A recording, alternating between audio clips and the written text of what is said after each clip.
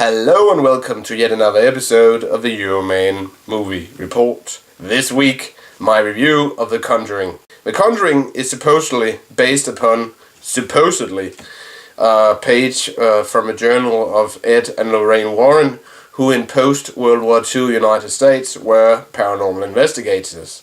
Basically, what they did was that they went to visit people who claimed that their house was subjected to demonic possession, and then they did something yada yada yada, and then the demons supposedly disappeared. And this movie is based upon a case which supposedly was so frightening that they had kept this case hidden.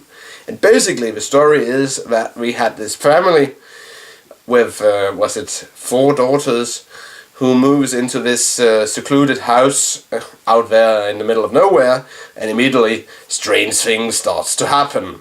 And then they, of course, call Ed and Lorraine Warren, played by Patrick Wilson and Vera Farmiga, who played together with George Clooney in Up in the Air, where she herself played a demonic entity who seduced George Clooney out of his comfort zone, but that is a whole other story.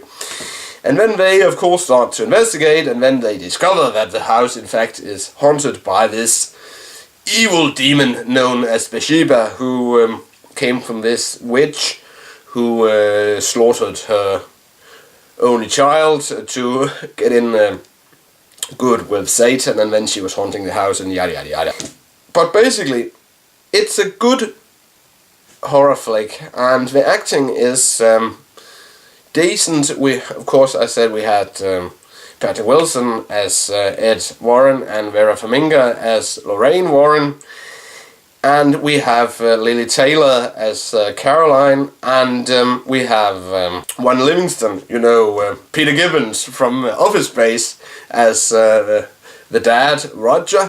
Yeah, that's basically it. The other actors, they aren't that known, but they did an okay job, in my opinion. Yeah, is it scary? Yeah, I would say it is scary because it has its moments of suspense, but the exorcism at the end of the film, it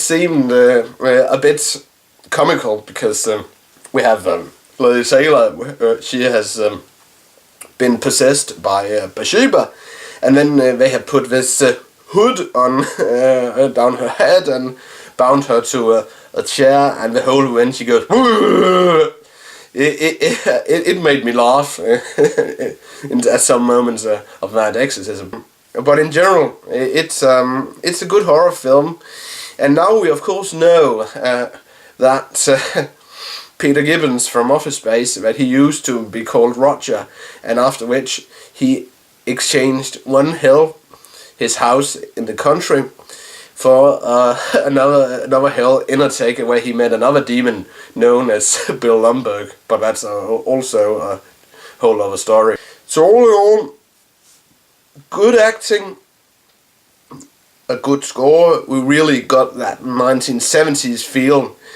And if they do a sequel for this film, I hope that they use Don't Fear the Reaper for the sequel. And, of course, guys, that they used Hurdy-Gurdy Man in the trailer for this flick, and that really set the 1970s feel, but in my opinion, they could have used some more 1970s music to really get that 1970s style into the movie. But, of course, they had given Patrick Wilson 1970s sideburns, but that didn't quite cut it in my opinion. But if I'm going to rate this film, I would say 3 out of 5 Coca-Cola bottles.